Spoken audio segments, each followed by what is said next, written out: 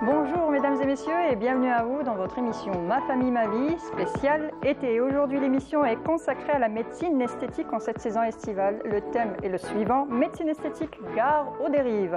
Alors en été, le désir de sublimer son apparence grandit. On veut se montrer sous son plus beau jour et la médecine esthétique offre des possibilités incroyables pour améliorer son apparence. Alors le but est souvent de renforcer l'estime de soi, la confiance en soi, mais le bien-être passe-t-il forcément par l'apparence? On va en parler aujourd'hui. On va aussi rappeler qu'il est primordial que ces interventions médicales ne devraient être réalisées que par des professionnels qualifiés, expérimentés et compétents pour éviter d'éventuelles catastrophes. Alors pour en parler aujourd'hui avec nous, Dr Warda Soror Chorfa, vous êtes docteur en médecine esthétique. Bonjour et merci d'avoir accepté notre invitation. Bonjour, merci à vous de m'avoir invité. Avec nous aussi coach Khadija Boukandarji, vous êtes coach de vie et de conscience. Bonjour et merci d'avoir accepté notre invitation. Bonjour Mounia, c'est toujours un plaisir d'être parmi vous. Le plaisir est partagé comme à chaque fois et bien sûr pour sa rubrique Wisher, Wahida, Salam Sherif. Bonjour Wahida. Bonjour Mounia. Ça va? Tranquille, alhamdoulilah. Alhamdoulilah, très très bien, merci. Super. Alors, tu nous parles de...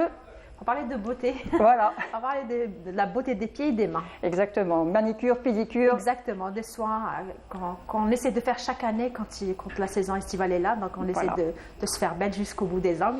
Donc je vais parler de ça aujourd'hui. D'accord, très bien. Alors pour commencer, qu'est-ce que la médecine esthétique? Et il faut aussi faire la différence entre médecine esthétique et chirurgie esthétique, docteur. Oui, en fait, médecine esthétique, c'est une médecine qui s'intéresse à restaurer ce que l'âge a accompli comme effet sur notre visage, sur notre corps, et aussi elle est là parfois pour améliorer certaines apparences et certaines cicatrices, certains défauts, pourquoi pas. Hein.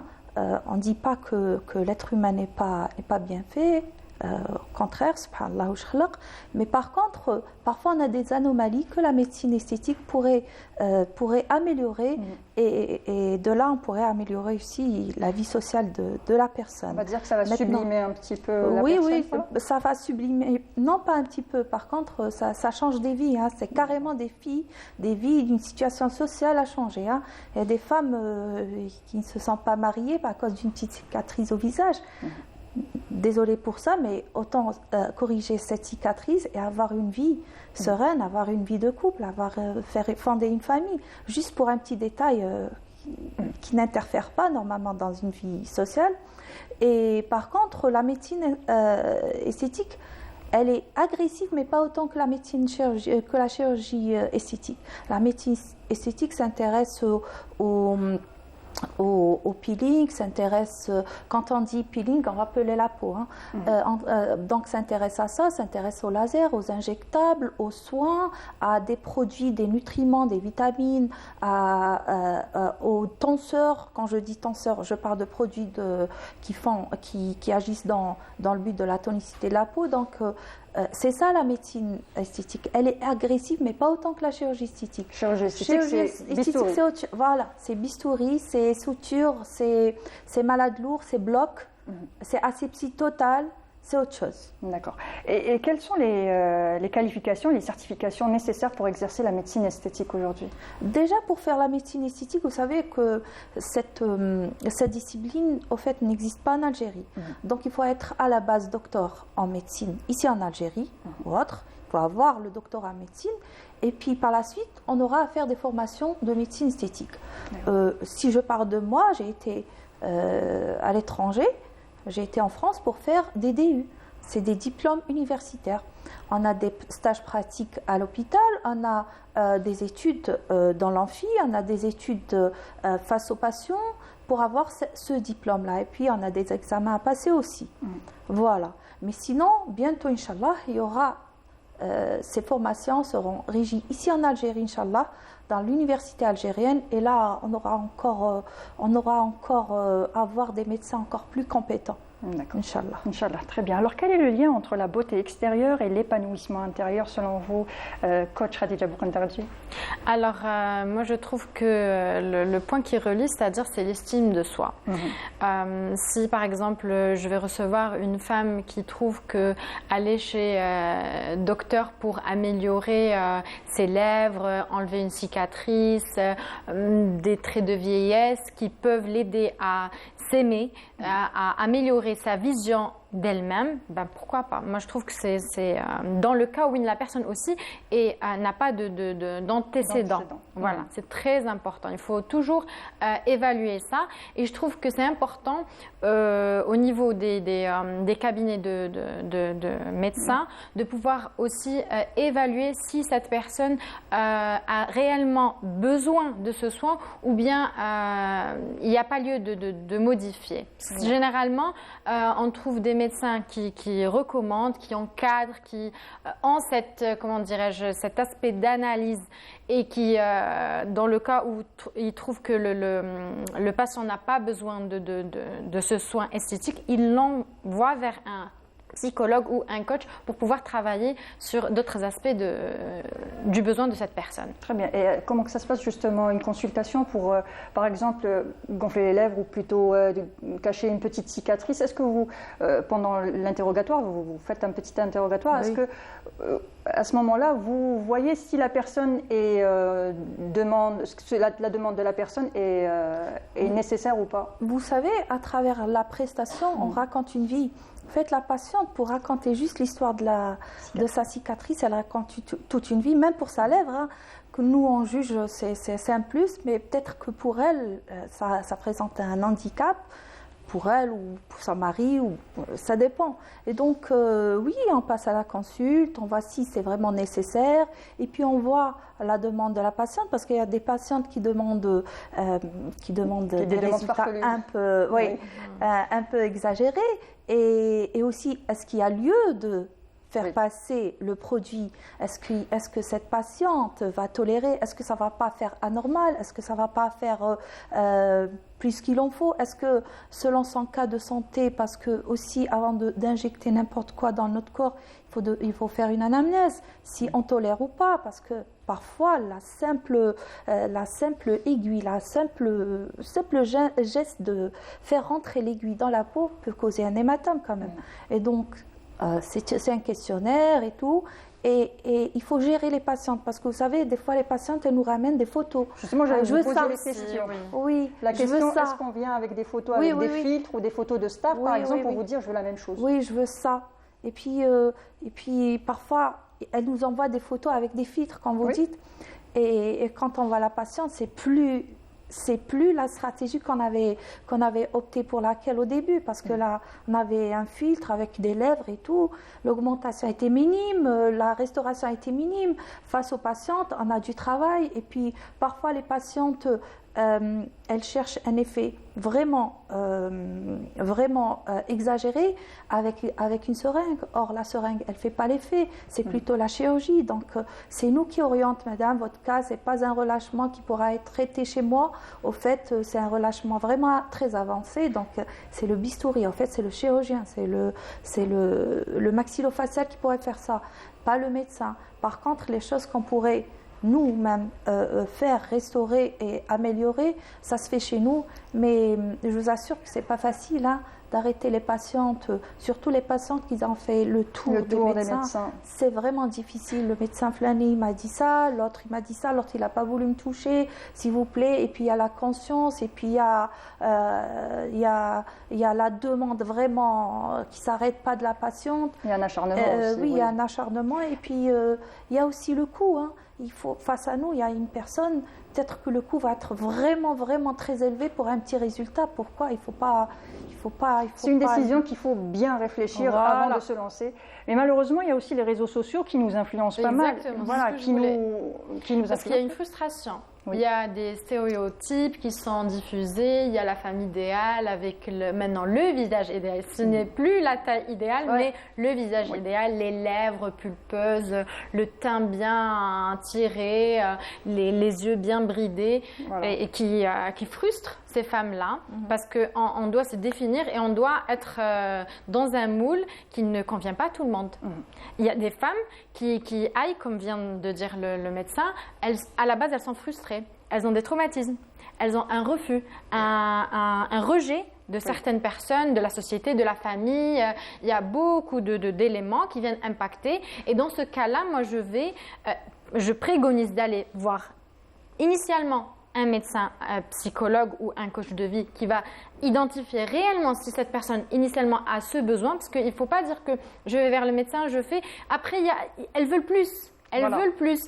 C'est pas assez pulpeux. Finalement, c'était pas le problème de mon nez. Voilà. Et là, on voit si le médecin reçoit la même patiente qui revient à chaque fois pour des modifications, là, on voit qu'il n'y a pas l'acceptation de soi. On ne s'aime pas. Il y a un manque à combler psychologiquement avant de le combler par une médecine esthétique. Et là, on doit vraiment prendre les choses au sérieux. C'est important. Oui. Effectivement, c'est pour ça que le médecin esthétique fait sa formation de doctorat en médecine, où il fait le côté psychologique et le côté psychiatrique. Ça aide beaucoup, en fait. Hein. Même s'il ne traite pas les psychiatres, les pathologies psychiatriques, psychologiques, mais au fait, on saura détecter, ça. On doit l'arrêter, ce patient-là. Oui, on est obligé de le confier à des personnes qui peuvent gérer son cas, et on doit aussi être dans le cabinet aussi, on doit être psychologue, parce que pour qu'il écoute ce qu'on dit, pour qu'il arrête ce qu'il fait, pour qu'il accepte notre refus, pour qu'il accepte de partir voir un psychologue ou bien un psychiatre, il faut qu'on soit nous-mêmes psychologues pour savoir le gérer. Il faut l'avoir dans sa main et puis le gérer. Oui. C'est le traiter aussi avec beaucoup de tact, beaucoup de délicatesse pour savoir. Vous savez que le temps perdu face au patient, quand il est assis sur sa chaise de consulte, est peut-être 5 fois plus que le temps de l'acte.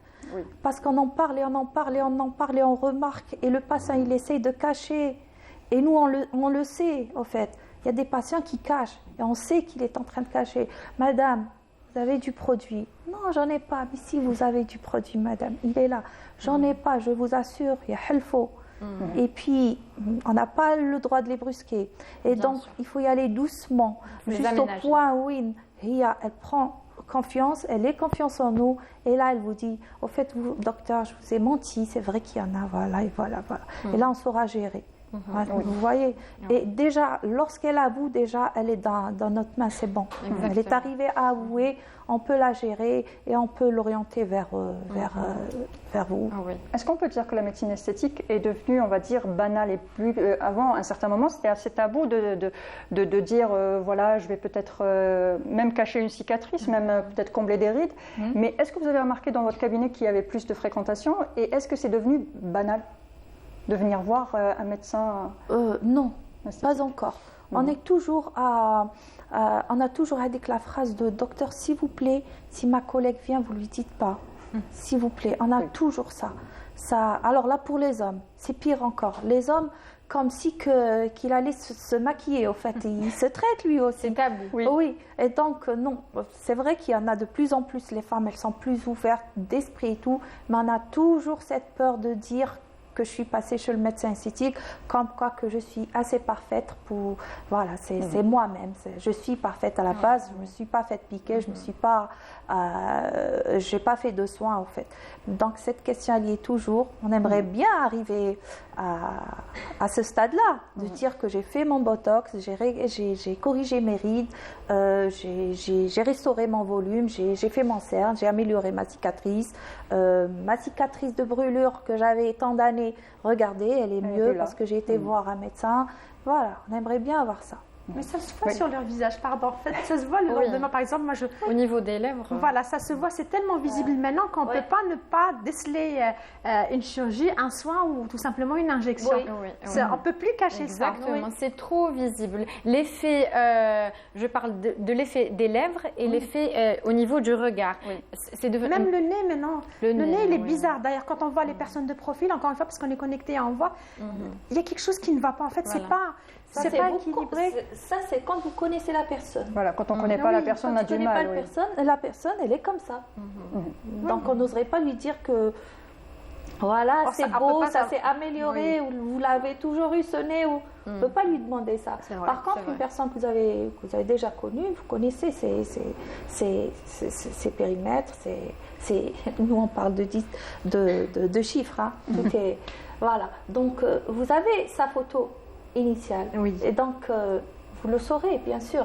Par contre, il y a des traitements, surtout quand on parle de relâchement, c'est des traitements qui donnent leurs résultats au fur et à mesure. Donc ça donne un résultat dans le temps. Là, vous l'avez vu aujourd'hui, elle a fait au fait son soin hier, vous voyez rien du tout. Vous pouvez la voir dans 15 jours pour lui dire ça a changé chez toi. Il y a quelque chose qui a changé. Un visage un peu plus, c'est harmonieux, c'est beau, t'as une bonne mine, t'as un beau nez. Et pourtant, ça fait 15 jours que vous l'aviez vu. Et donc, il y a des méthodes où le résultat se voit au long terme. Plus tard, au long terme. Et c'est mieux, je pense. Oui. Et bien sûr, pendant l'entretien avec le patient, vous informez des risques qu'on peut avoir après. Oui. Au fait, c'est la première cause de peur des patients d'aller voir le médecin. Pas tous. Pas tous. Oui, pas tous. On va y arriver. Justement. Au fait, il faut informer le patient des risques. Il faut leur dire que, bon, voilà, vous avez donné l'exemple des lèvres. Alors, l'augmentation des lèvres, madame, dites-vous que vous aurez 3 jours d'œdème. Et l'œdème, il peut s'agir d'un œdème, d'un bon œdème, comme il peut s'agir d'un petit œdème. Il faut savoir, madame, que vos lèvres sont trop fines, au point où, après disparition de l'œdème, vous aurez une petite augmentation. Peut-être que vous serez très content au début, mais après, vous serez peut-être pas assez contente. Parce qu'au fait, les petites lèvres, elles consomment vite fait l'acide hyaluronique la première fois. Et donc, madame, dites-vous que vous aurez à injecter encore une fois pour avoir le résultat souhaité. Et donc, on doit les informer. Madame, vous risquez d'avoir un bleu. Si vous avez un entretien, une sortie, dites-vous ça. Pour le Botox, madame, durant les 15 jours, vous aurez des anomalies. Vous aurez un sourcil qui monte, vous aurez des tiraillements, vous ne saurez pas quoi faire. Les gens vont vous dire pourquoi ça c'est monté, ça c'est 10 jours de panique quand même. Oui. Et donc, on doit les informer. On ne disait pas tous parce que maintenant, malheureusement, on trouve des influenceuses qui impactent énormément. Et là, on donne des adresses d'esthéticiennes, non pas de médecins, de docteurs en médecine esthétique. C'est de simples esthéticiennes. Enfin, je dis simple, elles sont formées pour faire l'esthétique. Voilà, exactement. Et non pas pour des actes médicaux. Il faut rappeler aussi que c'est un acte médical qu'il faut faire très attention et ne pas aller chez n'importe qui. Oui, c'est ça. Au fait, l'aiguille, elle n'est tenue que par un médecin ou bien un infirmier sous la tutelle d'un médecin. Donc, au-delà, personne ne prend la seringue dans sa main. Ça, c'est de 1. De 2, vous allez me dire pourquoi elle préfère aller chez l'esthéticienne. Pourquoi face à un médecin, face à l'esthéticienne, dans la nature humaine, on choisit le médecin. C'est plus fiable. Oui. Il y a aussi le coût. Il n'y a pas que vous savez que les esthéticiennes, les gens qui vont chez l'esthéticien, c'est des gens aisés aussi. Donc, moi, ce que je pense et ce que je trouve que c'est plus logique, c'est que l'esthéticienne, elle confirme le résultat à 100%. C'est-à-dire, madame, j'aurai disparition du relâchement. Oui, la réponse est oui. Le médecin, il va répondre par oui, je vais améliorer.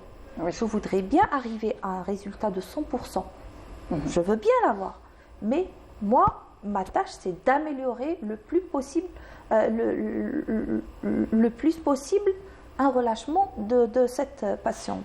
Et donc, la patiente, qu'est-ce qu'elle va choisir? Elle va choisir celui qui lui donne le 100% de résultat. Elle ne va pas me choisir moi qui... Peut-être qu'une esthéticienne qui va dire « Ok, je gonfle un maximum les lèvres alors qu'un médecin va dire « On va y aller étape par étape, un petit peu pour commencer et progressivement, on verra si ça vous va. » En fait, l'esthéticienne donne une certitude de résultat. Elle donne un avis de 100% de résultat. Par contre, le médecin... Je ne trouverai aucun médecin qui va vous donner le 100%. Même si on sait qu'on aura le 100% de la disparition des rides. On ne le dit pas. On dit qu'on va améliorer un pourcentage très élevé. Mais le 100%, on voudrait bien l'avoir. On pourrait l'avoir. Mais ça reste toujours à vérifier après le résultat. Et donc, c'est cette phrase-là qui dérange les patientes. Les patientes cherchent après une phrase de certitude. Donnez-moi la confirmation de résultat. Je veux avoir une confirmation. Et là, on détecte qu'il y a une frustration terrible. C'est-à-dire des gens comme ça qui ne sont pas à l'écoute du médecin, puisque lui, il est plus modéré, plus logique. Il va dire les choses comme elles sont. Il n'est pas là, commercialement parlant, contrairement à certaines, on ne généralise pas, certaines esthéticiennes ou pratiquantes de ces actes-là, les gens ont cette angoisse, ce choc, ce traumatisme qu'ils veulent absolument estomper à travers l'effet du Botox ou autre. Exactement. Alors, il faut réellement avoir, comment dirais-je, une communication entre les médecins et les psychologues et les coachs pour pouvoir réellement venir en aide à cette personne. Parce que vous allez avoir des gens. Moi, personnellement, si j'analyse que cette personne a une bonne estime d'elle-même et réellement cette cicatrice ou ces lèvres, on va dire, qui sont trop fines ou ce nez qui nécessite peut-être une petite correction vient venir embellir sa personne, renforcer sa confiance en elle-même, son estime d'elle-même, cette image idéaliste qu'elle souhaite obtenir, je dis oui, on y va, pourquoi pas. C'est quelque chose qui peut me rendre une vie meilleure. Yallah. Mais une personne qui a des traumatismes, un refus, plein de frustrations, je préfère déjà travailler sur le plan psychologique, ensuite aller vers le côté... Et puis ces personnes-là, vous savez, elles ne s'arrêtent pas. Elles ne s'arrêtent pas. Elles ne s'arrêtent pas. Une frustration. Elle injecte les lèvres, elle injecte le cerne, puis elle injecte les pommettes, et puis elle tombe sur un bon médecin qui vraiment la conseille bien comme il faut, mais malgré ça, elle l'embête pour faire autre chose. Parce que madame, elle cherche une acceptation d'autrui. Elle ne s'accepte pas déjà elle-même. Voilà. C'est une personne qui a beaucoup de blessures. Beaucoup de blessures. Et à travers le médecin, elle cherche de l'aide. Pour que la société m'accepte. Parce que la société en constance nous frustre et nous met des prototypes idéalistiques. Mais si on ne s'accepte pas soi-même, la société ne pourra pas nous accepter. Jamais. Ça commence par soi. Et puis quand il y a le refus du médecin, elle est obligée, il y aura aucun médecin qui va accepter de restaurer un visage assez bousillé, désolé pour le terme, et là, elle va chercher chez le centre de beauté, chez l'esthéticienne, une petite amélioration, s'il vous plaît, si c'est possible. Et l'esthéticienne, celles qui ont une conscience serait bien, mais disons, celles qui l'ont pas, déjà, tenir la seringue, déjà, ça veut tout dire. Et là, on aura à bousiller encore plus ce visage-là, une personne qui sera détériorée de l'intérieur, moralement, et puis physiquement. Et on va revenir justement sur justement les personnes qui se retrouvent avec des catastrophes, comme on le disait au début, parce qu'elles ont été injectées, mal injectées ou autres, qu'elles ont subi un acte médical de la part d'une personne qui n'a pas été formée. Mais ce que je vous propose tout de suite, c'est de suivre un micro-trottoir de notre journaliste Yasmine Belhidja et on revient tout de suite après.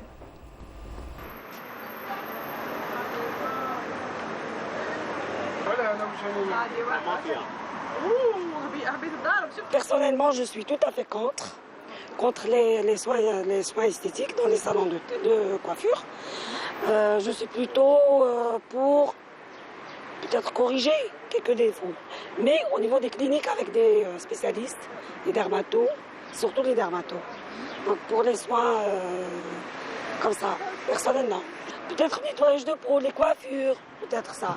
Mais toucher aux yeux, le nez, la bouche, non, je suis contre.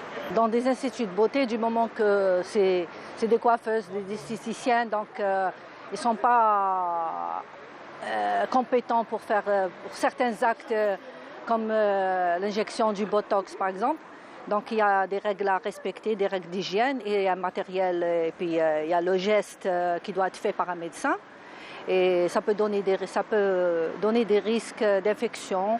Des abcès, on a vu que même le fait de le faire comme surtout sur le visage, ça peut laisser des séquelles irrémédiables. Parce qu'il y a beaucoup d'erreurs, On ne joue pas avec la vie des gens, comme ça bêtement, avec des gens qui ne sont pas du tout du domaine. Des dégâts, il y a des gens qui ont perdu la vue.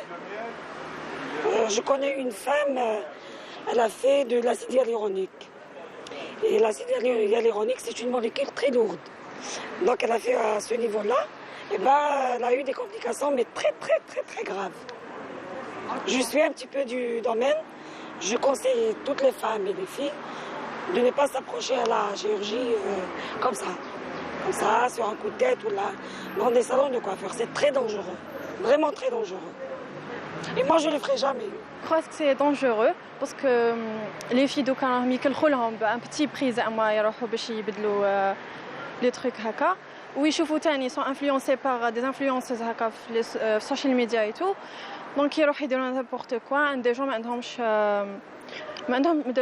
عندهمش ديبلوم اي تو في لو دومين كيما في البوتوكس ومن بعد ما يقدروش يعاودوا يولوا باغ اكزومبل كيما كانوا ميم لي في اللي يولوا يمدوا ان افي ماشي ناتوريل كيما دي بريفيرونس ريستي ناتوريل سينو صالون دو كوفر انا جو سوي كونتر نورمالمون ما تروحش كاع عليه ميم سواء البون ديال لابو ديالها ولا نيتواج دو بو ديالها نورمالمون ما تروحش ليه تروح لواحد جو بريفير يكون خاص بهذاك الشيء ما تروحش لصالون دو كوفر ميم تلقاي ميم زعما صالون دو كوفر انا وحده نروح عند واحد يكون زعما صح يكون خاص بهذاك الشيء ماشي صالون دو كوفر نامبورط كي يديروا البوتوكس يديروا باش ينفخوا شواربهم يديروا الخيط باش يطلعوا هادو اسمهم حواجبهم يديروا ميم هنايا باش يطلعوا خدهم باش يديروا التكساس هنايا اللي زعما وجهها يجي مدور دير التكساس باش تواسي الاسم ديالها فوالا تنفخ شواربها يطلعوا نيفهم يديروا كاين يروحوا ديجا اصلا كاين هذيك لي فوسات تروح للصالون دو كوفر ديرها تريسكي بوجهها ماشي حاجه مخبيه ولا تريسكي بوجهك تروحي عند صالون دو كوفر اللي هي ما باش واقيلا ما راهيش قايتك ماشي كاع قاريه بيان وشي هكا تعلمت هكا برك. Ben, pour moi, c'est très dangereux parce qu'il y a des femmes, on ne peut même pas voir leur gueule. Donc, je préfère un médecin, il n'y a pas mieux qu'un spécialiste. Au lieu de trouver de la coiffeuse à la gel 5 000 dinars de moins ou la 10 000 dinars, je préfère le médecin. Il fait son travail parce que c'est connu. L'esthétique, maintenant, c'est à la mode, mais bon, il faut tomber dans les bonnes mains. أنا نشوف على كل حال في انستا في لي ريزو تلقاي زعما حالات كارثه هكا شواربها ولا قد هاك ولا نيفها قد هاك ولا كاين يديروا تاني في ودنهم ينقصوا ودنهم ولا غير كاين يديروا ودنهم ربي يهديهم على كل حال. Il faut éviter d'aller chez n'importe qui. Il faut consulter un médecin spécialisé en la matière. Il y a des médecins de chirurgie qui font de la chirurgie esthétique qui sont plus aptes à le faire. Et voilà, on a vu l'avis justement des passants. Alors, quels sont les risques potentiels associés à certains actes? C'est un acte médical, même si c'est esthétique, c'est un acte médical. Et comment les minimiser? Quels sont les risques réels quand on se fait injecter là où il ne faut pas? Qu'est-ce qu'on risque réellement? Bon, on va donner des exemples. Oui, parlons du Botox. Alors, un Botox qui s'injecte, au fait, le Botox, il s'injecte, c'est sélectif. Il s'injecte à un endroit bien précis, dans un muscle bien précis. Il fait un relâchement de muscle. Et donc, il faut relâcher ce muscle-là qui nous donne cette ride-là. Si le produit diffuse autrement ou si le produit est injecté dans un autre muscle qui ne consiste pas à cacher cette ride-là, on aura une autre anomalie parce que chaque muscle a sa réaction, nous donne une réaction dans le visage. Et donc, on peut avoir même des diplopies. Hein, vous savez, il y a les muscles de l'œil. Une diplopie? Un strabisme. Ah, d'accord. Voilà. Transitoire. On peut avoir un strabisme parce qu'on a eu une injection qui s'est faite au mauvais endroit. Si on injecte vraiment trop près de l'œil et que le produit diffuse vers les muscles de l'œil, les muscles internes, on peut avoir une diplopie, un strabisme qui peut durer 3-4 mois. Alors, des yeux normaux qui deviennent convergents, c'est aussi, ça gêne, c'est gênant. Oui. Voilà, on peut avoir aussi... si c'est par exemple injecté dans une veine, par exemple. Si c'est injecté dans le veine, le Botox, on ne craint pas grand-chose. En fait, on aura un hématome, c'est vrai, une collection de sons, on aura un bleu, peut-être un peu trop, mais ça va disparaître. Ça disparaît. Mais au fait, c'est la diplopie qui gêne. Ça, c'est quand on parle du Botox. Si on parle du filler, le filler, c'est un produit. Il est assez dense. Il peut combler l'intérieur d'une veine ou d'une artère. S'il est déposé dans une artère, là, on risque d'avoir un arrêt de l'irrigation du tissu qu'il y aura. Et donc, on aura une nécrose du tissu. Donc, là où elle va, cette artère, elle va irriguer l'œil, ou elle va irriguer la peau, ou elle va irriguer un certain endroit, le sang ne pourra pas passer, on aura une nécrose. Une nécrose, ça veut dire... c'est une mort tissulaire. Ouh là là. Donc, voilà. c'est la peau ou c'est C'est la peau qui desquame, qui devient noire dans un territoire précis. Est-ce que c'est je ne sais pas si c'est récupérable, on va dire. C'est récupérable parce que le médecin, c'est très rare de le faire parce que lors de l'injection, on a des trucs à faire, on a des gestes à faire pour savoir si on est dans la veine, dans l'artère, si on ne l'est pas, si on est en plein tissu, si on est juste devant l'os. On saura, nous, le détecter. En tant que médecin, oui, mais en tant que personne non formée, non. Oui, voilà. En tant que médecin. Et donc, on saura échapper à cet accident. Par contre, si le médecin est un être humain, l'erreur est tout à fait possible. Et donc, si on fait l'erreur d'injecter dans une artère, le patient, on saura le détecter. Il y a des signes qui vont apparaître et qui nous indiquent qu'au fait, on a injecté dans une artère et on aura à faire notre prise en charge. Et donc, on saura dissoudre ce produit-là, comment le dissoudre, comment le diluer, parce que même le produit qui dilue l'acide hyaluronique, il est très allergène. Voilà, il est très allergène. Et donc, on risque de... J'ai oublié le nom. Comment ça s'appelle ? Hyaluronidase. Hyaluronidase, voilà, exactement. Voilà. Maintenant, hyaluronidase, ça prend. Le nom, il est pris de acide hyaluronique. Oui. Maintenant, si on injecte un autre filaire, parce qu'il n'y a pas que l'acide hyaluronique, on peut injecter un autre filaire là où il n'y a pas l'antidote. Et donc là, c'est vraiment qu'il faut qu'il y ait un médecin qui saura quand même son anatomie, il aurait par cœur su pour savoir là où injecter le produit, parce que une artère ophtalmique qui est vraiment interrompue durant 40 minutes pourrait causer une nécessité. On pourrait perdre son œil, carrément. Oui, on pourrait parce qu'on a voulu cacher la padoie, par exemple. Voilà. La padoie, elle est de ce côté. En fait, si on injecte un cerne, le cerne... C'est vrai que c'est très à la mode en ce moment de cacher ses cernes avec des injections. C'est pas à la mode, il le faut. C'est ce qu'on voit sur les réseaux. C'est logique. Et donc, si on comble un cerne et qu'on tombe sur l'artère ophtalmique et qu'on arrive à arrêter l'irrigation, au bout de 40 minutes, on a une cécité. 40 minutes 40 minutes, oui. Au bout de 40 minutes. On pourrait perdre son œil en 40 minutes parce qu'il n'a pas été injecté là où il faut. Oui, c'est possible, oui. Et donc le médecin, il pourra détecter. Il y a le flou visuel, le patient qui va rappeler des signes, qui va ramener des signes, qui va pousser. Ces signes-là vont pousser le médecin à réagir le plus tôt possible. Parfois, on est amené à reconvoquer le patient dès sa sortie. Il sort au bout d'un quart d'heure. Béba, je sens ça, je sens ça, je sens ça. Revenez, je suis là. Même si c'est la fin, ça nous est arrivé de revenir la nuit au cabinet avec la patiente pour voir si c'est vraiment une urgence ou pas. Oui. Ça se fait et il n'y a que le médecin qui pourra faire ça. C'est quand même assez grave, c'est même effrayant. Oui, maintenant, si on parle de hématome, c'est vrai que c'est pas beau, l'hématome, c'est vrai que les bleus, c'est pas beau, mais ça passe quand même, c'est transitoire, on saura donner un traitement, on saura, s'il y a une infection, on saura donner un traitement quand même. Maintenant, si on est sur les petites chirurgies, là où il y a un passage sur un nerf avec les fils tenseurs, ou bien un passage sur une artère, ou là, il y a aussi une autre prise en charge que le médecin pourra gérer. Là, on va vraiment prescrire une ordonnance et parfois on est amené à faire des examens complémentaires pour détecter cette anomalie qui a été causée par le passage du fil ou du bistouri.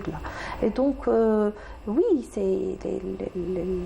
les risques sont dangereux. Les risques sont là, oui, ils sont dangereux, mais le médecin, il pourra réagir quand même. Est-ce que vous avez eu des patients ou des patientes qui sont venus justement pour rattraper ce qui a été fait chez une personne qui n'a pas été formée, qui n'est pas formée en médecine? Oui, on l'a eu déjà, oui. Je vous ai montré.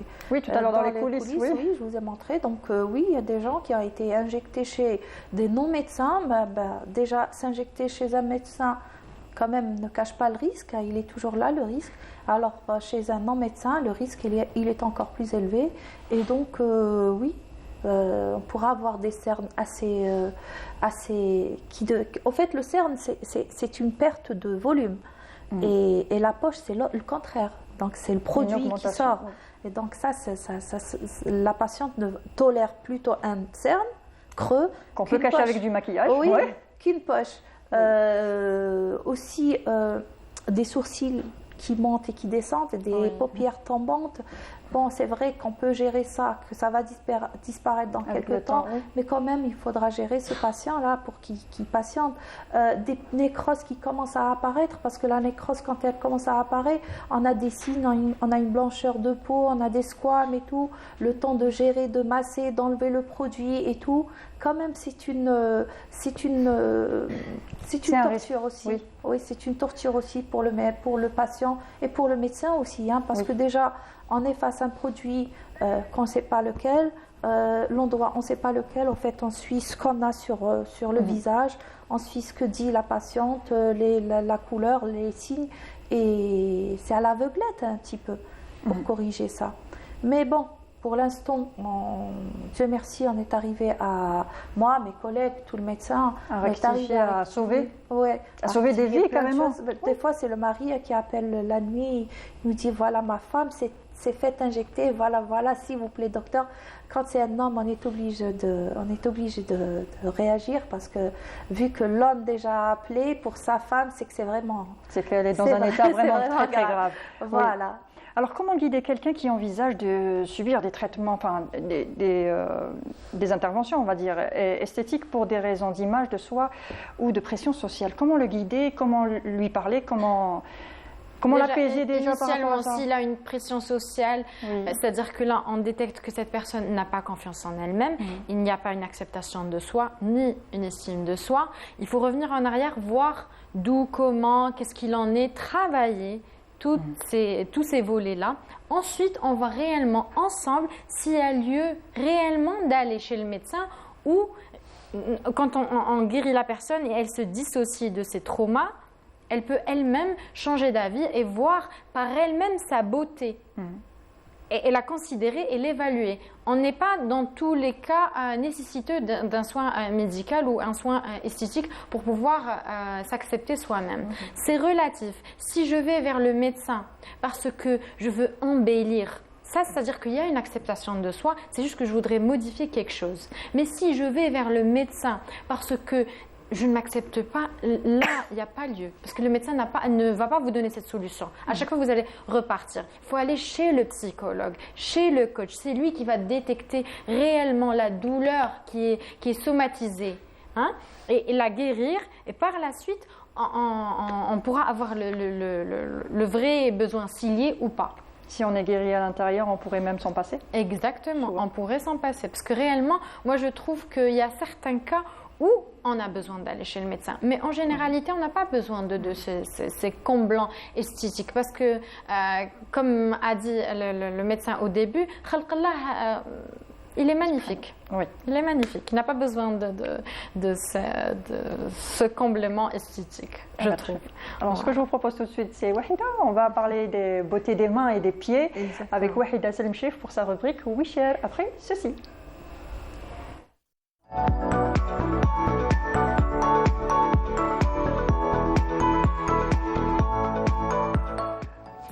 Alors, on parle de beauté, d'esthétique, de bien s'entretenir. Donc l'été est là, les doigts et les pieds sont sortis. C'est le moment idéal pour prendre soin de nos mains, de nos pieds. Donc on prend rendez-vous chez l'esthéticienne, salon de beauté. Donc il y a même des petits studios qu'on appelle des studios pour faire ses ongles. Barres à main. Les barres à main aussi. Oui, exactement. Donc, on a des enseignes qui se sont spécialisées dans les soins des pieds et des mains. Oui. Donc, dans chaque coin de rue, on trouve un salon de beauté où ils mentionnent spécialité, pédicure, manicure, soins des pieds. Et à chaque fois, on se demande lequel choisir, sur quels critères je dois rentrer ou pas dans ce salon de beauté. Donc, généralement, c'est des entreprises qui sont tenues de respecter certaines normes d'hygiène. Et ça, c'est très important pour pouvoir assurer leur service. Donc, il faut faire très attention. Avant de nous offrir une séance de manicure ou bien de pédicure chez un salon de beauté ou salon d'esthétique, comme on est en train de les appeler, donc il faut toujours s'assurer que ces derniers respectent les normes d'hygiène en vigueur, que ce soit par rapport à l'entretien de leur matériel, que ce soit sur l'utilisation aussi des machines, parce qu'il y a des machines à utiliser, mais aussi les lieux. Parce qu'on a beau avoir un lieu magnifique, bien décoré, avec une chaise bien à l'aise quand on s'installe, on nous propose même du thé. Mais une fois qu'on va voir... On est bien reçu, c'est vrai. Dès qu'on voit le matériel, dès qu'on commence par avoir les petites lignes, déjà la couleur, quand elle est bizarre, enfin, des petites taches de sang, Oui, fuyez, mesdames. Il faut faire attention au matériel, il faut ouvrir les yeux, il ne faut Voilà. pas être impressionné juste par la petite pause avec le thé, tout ça. Oui. Oui, Voilà, la déco. Voilà, et la bonne musique. Parfois, on nous ensorcelle on nous endorme avec une douce musique. En réalité, on y va pour se relaxer. Donc, on ne prête pas attention à ce genre de petits détails. Je suis venue pour me relaxer. Donc, voilà mes mains, voilà mes pieds. Et puis, on a cette chose dans nos têtes, nous, les femmes algériennes, on se dit, aujourd'hui, j'ai décidé de faire mes ongles, je vais les faire, peu importe ce qui va se passer. Je vais les faire. Elle a décidé, je vais les faire. Donc, il faut faire très attention. Donc, il faut toujours se renseigner sur les services de l'Institut. On parle souvent qu'il y a des groupes, des pages où on pose les belles choses ou les mauvaises choses. Donc, souvent, je peux taper, par exemple, avant de prendre rendez-vous. D'abord, je vais essayer de voir les salons qui sont dans mon périmètre. Ensuite, je vais aller chercher sur Internet. Je tape des mots-clés, l'adresse, et puis je pourrais lire les commentaires des personnes qui ont été avant chez eux. Initialement. Voilà, exactement. Au moins, les réseaux sociaux pourraient à ce moment-là servir positivement parce qu'on a des retours, même sur des pages qui n'ont rien à voir avec l'Institut, où il y a des coups de gueule ou coups de pouce. Ça dépend, coup de cœur, voilà. Voilà, tout simplement. Il y a aussi un critère sur lequel souvent on s'oublie, on choisit nos espaces de bien-être, c'est les tarifs. Donc, les tarifications n'ont jamais été un critère pour situer s'ils nous proposent un bon service ou pas. Je peux payer très cher alors que côté hygiénique, c'est une catastrophe. Comme je peux payer ce qu'il faut et je vais bien être reçue, je vais bien être traitée, le matériel est propre, le salon est bien entretenu. Très important. Oui, exactement. Donc, il faut faire très, très attention. En fait, dès qu'on rentre, même après avoir lu les commentaires des personnes, une fois que je vais être sur place, je dois faire attention au moindre petit détail. Donc, la serviette qu'elle va nous mettre, parce qu'on nous pose une serviette, la petite bassine où on met de l'eau, dès qu'elle récupère les petits outils, où est-ce qu'elle les a ramenés? Est-ce qu'ils étaient exposés devant elle ou bien est-ce qu'ils étaient bien cachés dans une boîte hermétique ou une boîte qui est censée... Voilà. Ils ont des boîtes spécifiées pour leurs outils. Oui, parce que normalement, les outils doivent être stérilisés. Exactement. Même chez la coiffeuse, la brosse, elle doit être stérilisée. Exactement, bien sûr. Exactement, voilà, aussi chez la coiffeuse. Il faut faire très attention. Donc, et puis, aussi, un autre point, pardon, Wahida, c'est de demander à chaque fois la date de péremption du produit. On n'a pas tendance à y penser, mais ça devrait être automatique. Dès qu'on arrive à l'Institut, pour un soin pour les cheveux, pour le visage, pour les mains, ou autre, demandez toujours à voir l'emballage du produit et à lire la date de péremption. Justement, en fait, c'est très important. Parfois, elle nous dit, oui, mais regardez, il va expirer en 2050. Mais après, si c'est écrit valable uniquement 6 mois après ouverture et que ça fait... Oui, exactement. Voilà. Surtout pour les ongles, en fait, tout à l'heure, on avait dit, une fois qu'elle lime, quand elle se met à limer, donc, et si le produit... Voilà, exactement, il y a du sang. Le produit, quand il n'est pas efficace, il n'est pas bien, si ce n'est pas propre, donc on risque d'avoir des mycoses, des champignons. Des infections, des panaries. Oui, et on peut, en fait, c'est tellement grave que souvent, on est orienté vers des médecins spécialistes pour nous traiter. On ne se rend pas compte. Elle, l'esthéticienne de peur, peut-être elle va continuer son travail, elle va le faire, mais au bout de 2-3 jours, on va se rendre compte qu'il y a quelque chose qui ne va pas avec notre ongle. Déjà, il commence par devenir tout rouge, la couleur, elle change. Ça devient souvent aussi chaud. Oui. On a l'impression qu'il est chaud. Oui, aussi. C'est la peau tout autour. On a l'impression que quand on le tient, on dirait qu'il y a la température, elle est de 50 degrés. En fait. Voilà, et puis ça fait tellement mal, on sent le vécu. Ça fait tellement mal qu'on ne peut même pas le bouger. Donc là, il faut vraiment s'alarmer. Il faut aller voir un médecin spécialiste pour nous traiter et nous donner un traitement. Donc il faut aussi, très important, s'informer sur les techniques de désinfection du lieu et des outils. Parce qu'on peut avoir la machine pour désinfecter les outils, mais elle ne l'a jamais utilisée. D'ailleurs, on la trouve poussiéreuse dans un coin. Voilà. Exactement. Parce qu'on lui demande lors de l'ouverture, on lui exige ça. Donc du coup, elle se dit, en cas où j'aurai un contrôleur, au moins elle est là, mais elle ne sait même pas comment l'allumer ni l'éteindre. Ça m'était arrivé de demander, alors vous en servez? Je ne l'ai jamais utilisé. Malheureusement, oui. Alors qu'on est censé... Et comment elles nettoient leur matériel? Justement, là... elles utilisent du matériel jetable, comme la lime et tout. Non, jusqu'à ce que ça fasse. C'est du jetable. Les limes sont des jetables.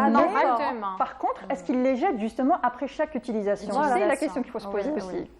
Ça m'étonne parce qu'on a tous été dans un salon, on les voit, ils ont une petite corbeille où elles récupèrent directement. Plusieurs limes et elles remettent ensuite dans la même corbeille. Après, vous allez me corriger, docteur, moi ce que je leur exige à chaque fois, mettez un peu d'alcool, je leur dis mettez au moins un peu d'alcool. Ouais. Donc elles mettent de l'alcool, je ne sais pas si ça peut servir ou pas. Vous savez, il y a des désinfectants en spray. Oui, elles peuvent les désinfecter en spray. Elles n'en ont pas en fait. Lorsqu'elles nous font la pose et tout, à un moment donné, elles ont besoin de l'alcool pour un peu matifier le vernis ou le gel. Oui. Donc, du coup, moi je me dis, faisons avec les moyens du bord, je lui dis, allez, essaie de vaporiser un peu d'alcool sur les lignes que tu vas utiliser pour éviter une infection, une contamination éventuelle. Vous savez, l'alcool c'est un fixateur. Voilà, il va fixer encore plus les... Il tue pas. Oui. Ça peut te rassurer, Wahida, mais à partir d'aujourd'hui, je pense que tu seras plus rassurée. Moi, j'ai arrêté, je vais vous dire pourquoi. Donc, il faut utiliser des désinfectants après chaque opération. Donc, il faut aussi faire très attention quand il y a un matériel jetable, il faut le jeter. Donc, essayez de lui faire la remarque. Il ne faut plus nahchmou. Oui. Ça concerne notre santé parce qu'on a... Oui, pourtant les limes, ça se vend en paquet. Exactement, c'est pas gros paquet, c'est du jetable. Exactement. Oui. Donc, c'est des questions qu'il faut poser automatiquement. Dès que je rentre, dès que j'ai observé le lieu, les tarifs, je vais demander si les outils sont désinfectés ou pas. Comment vous utilisez, quelles sont vos méthodes de désinfection ou d'entretien de votre matériel. Ça, il faut que ça soit tous les jours systématique et automatique. Bien sûr, on parle souvent des personnes malades, des diabétiques. Donc, il faut vraiment éviter ce genre de salon. Un diabétique avec un panari, ça... Voilà, il vaut mieux aller voir un médecin spécialisé pour un traitement, pour des soins. Parce qu'en fait, les diabétiques, à un moment donné... En été, quand ils veulent mettre des chaussures adaptées pour l'été, ils se rendront compte que la couleur de leurs ongles a changé, elle blanchit. Et ils vont se dire, je vais aller chez une esthéticienne, elle va me les limer, elle va m'enlever la peau morte, comme on le dit, me faire des soins, poncer le pied et tout. Mais par contre, ça peut être très, très dangereux pour une personne qui est diabétique. Donc, si on a la couleur de nos ongles qui a changé, qui a blanchi, ne serait-ce que d'un temps, il faut aller voir un médecin et non pas une esthéticienne. Donc ça, c'est très important. Encore une fois, si ils ont le droit de faire aussi, ils peuvent faire des soins, mais chez eux, tout simplement. Donc maintenant, on peut tout avoir. On peut acheter notre petit matériel chez soi pour faire nos propres pédicures, manicures avec des manuels et c'est très simple.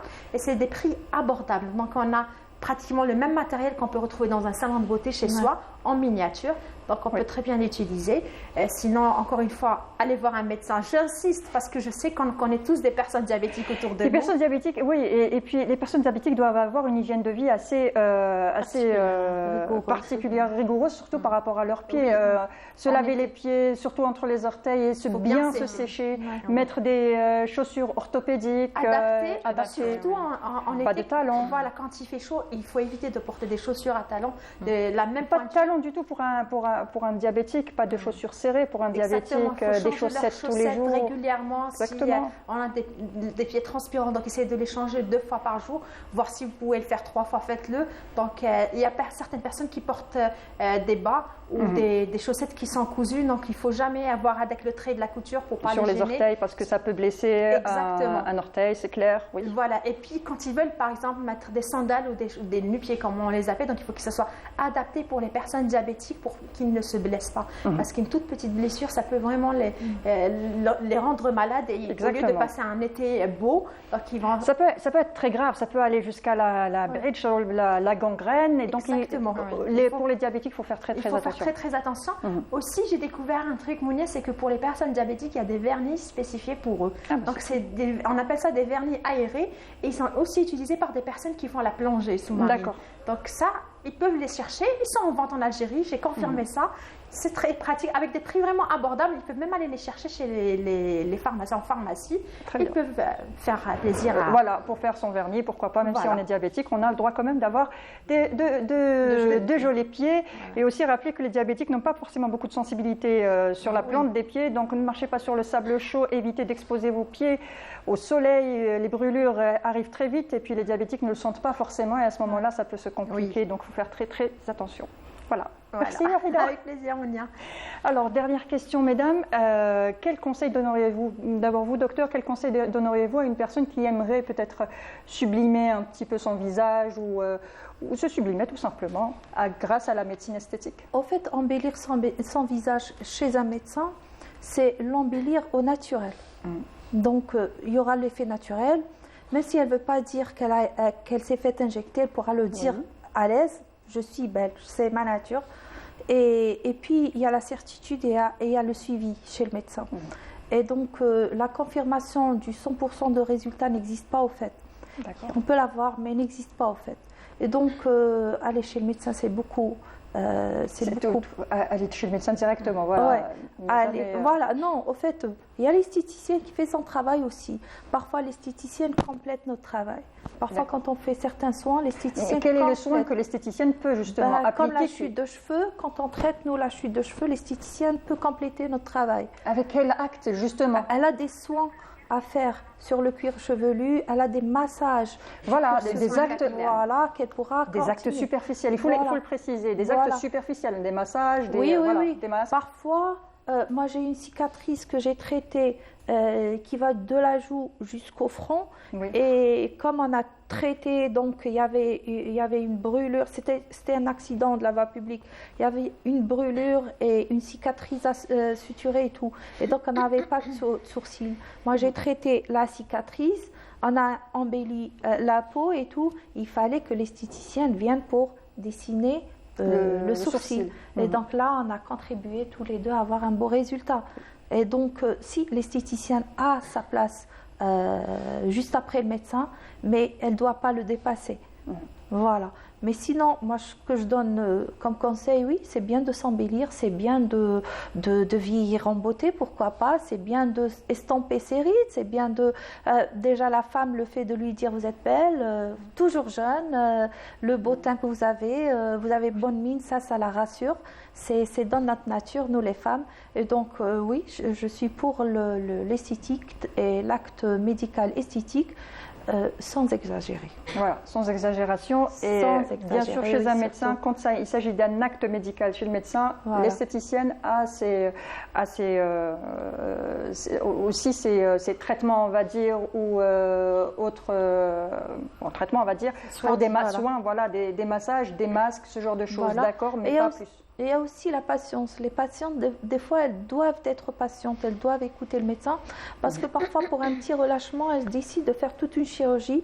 À l'âge de 40 ans, on ne fait pas une chirurgie plastique du visage à l'âge de 40 ans, c'est trop tôt. Alors un petit relâchement, on peut le traiter, on peut l'accepter, on peut le traiter, même s'il reste un petit peu, on peut l'accepter pendant quelques années. Le temps d'y arriver à 55 ans et 60 ans, là où l'acte chirurgical est permis et c'est sa place aussi. Et on peut toujours avoir une bonne hygiène de vie pour éviter un relâchement ou quoi que ce soit d'autre.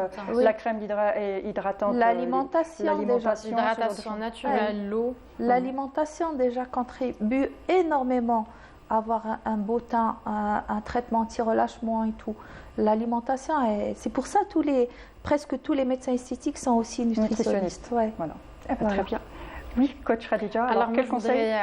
Déjà rappeler à toutes les femmes qu'elles sont toutes belles et toutes uniques. Elles n'ont pas besoin d'être toutes adaptées au prototype qu'on nous véhicule. On n'est pas obligé de toutes se ressembler. Aussi. Et ne pas surtout avoir les mêmes traits de beauté sur le visage. Elle est où la différence? Voilà. De s'accepter soi-même, de ne pas être dans la comparaison constante et d'aller venir chez moi, la coach ou bien chez le psychologue pour voir réellement si vous avez ce besoin-là ou bien c'est juste revenir sur certains besoins psychologiques. Voilà. Merci. Merci à vous. Alors, Wahida, c'est la dernière de la saison estivale, c'est la dernière. Donc, merci pour tout ce que tu as apporté à l'émission. Merci pour toutes ces rubriques, avec toutes ces informations. Merci pour tout le travail que tu as effectué jusqu'à aujourd'hui. Et je te laisse le dernier mot de la fin. Ce fut une année agréable, remplie de belles choses, de belles rencontres. Donc, on a beaucoup appris avec nos invités. Franchement, j'espère qu'on a servi un peu, qu'on a éveillé nos téléspectateurs et qu'on a un peu réussi à leur apprendre quelque chose. Voilà. Merci encore. Alors, je rappelle, docteur Warda Soror Chorfa, vous êtes docteur en médecine esthétique. Merci d'avoir participé à l'émission. Merci à vous, merci, c'était agréable. Merci. Coach Khadija Boukhentagh, vous êtes coach de vie et de conscience. Merci à vous d'avoir participé. Merci à vous, Mounia, et merci à toute l'équipe de Canal Algérie. Et surtout, acceptez-vous comme vous êtes. Voilà. Vous êtes déjà assez bien. Vous êtes parfait. Très bien. Quant à moi, je vous dis bonne fin de journée. On se retrouve à la rentrée Inch'Allah. Donc, bonnes vacances, bonne fin de vacances et à la rentrée, Inch'Allah. Allez, au revoir.